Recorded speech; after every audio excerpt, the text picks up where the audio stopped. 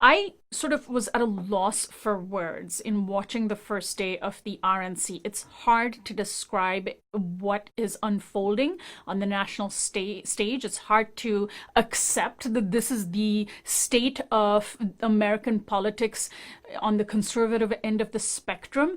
And then Kimberly Guilfoyle, the Fox News commentator who was once a prosecutor and former wife of California Governor Gavin Newsom, spoke and gave a rally speech that basically had the hallmarks of a radical right-wing extremist dictatorial fantasies. What was your general opinion and impression of what we've seen so far of the RNC?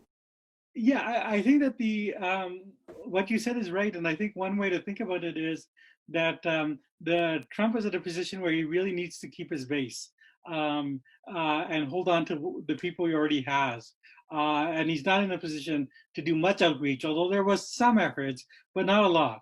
And I think that really shows the sort of persistent weakness that he's had, which we've seen in the polling. I mean, in some ways, he's higher than one would expect given the state of the economy and the pandemic, but he has held on to his base. But he's only done that at the cost of really throwing a lot of red meat, which will prevent him from reaching a broader audience. So I think that's the kind of trap that Trump seems to be in right now, that he has to really shore up his base in a way that alienates everyone else. The lies were coming thick and fast on Monday, perhaps the biggest one being how Trump has tackled the coronavirus pandemic. What did you see in terms of the kinds of claims? It's hard to imagine that there is a way to easily justify what Trump has done over the last, over the first half of this year. We're approaching nearly 180,000 Americans dying from the coronavirus. Our rate of infection and death far surpasses any other nation in the world. How did the RNC's speakers and Trump himself address this issue?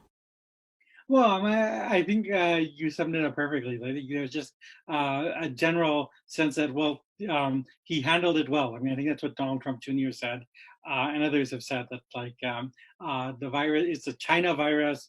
It came to threaten America. He ordered the shutdown from China, which the Democrats resisted, and then he mobilized. And of course, this is all like kind of lies, but it's the only story that he has.